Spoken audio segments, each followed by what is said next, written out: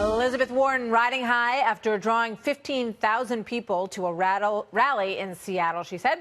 And tonight, the progressive Democrat has a little bit more to celebrate. A new Monmouth poll has her rocketing to first place to a tie with Bernie Sanders. They're both at 20% in this Monmouth poll.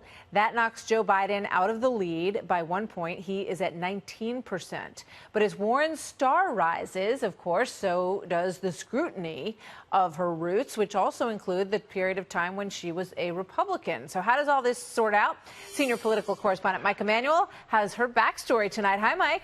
Martha, good evening. Elizabeth Warren's improved polling means she's going to be a bigger target, including attacks on her Republican past. Warren was a Republican well into her 40s. Now that she is 70 and running for president as a Democrat, that past could be a liability. Warren has said she was with the GOP for a while because she really thought it was a party that was principled in its conservative approach to economics and markets. Warren told the Daily Beast in 2011, quote, "I was a Republican because I thought that those were the people who best supported markets. I think that is not true anymore."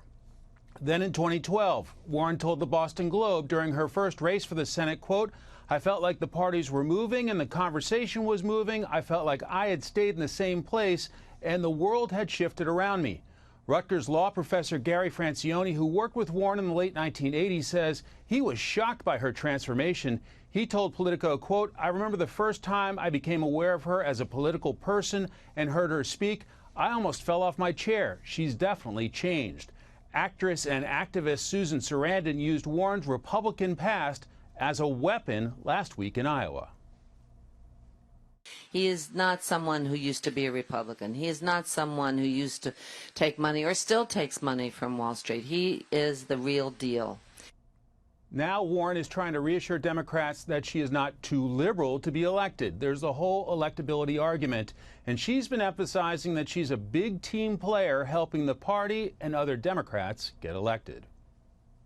I've been to 26 states and Puerto Rico, blue states, red parts of blue states, all of it.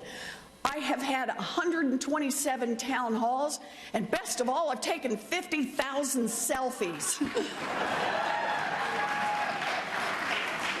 Because I believe that this is our time and this is our way. An interesting transformation for the woman high school friends described as a die-hard conservative.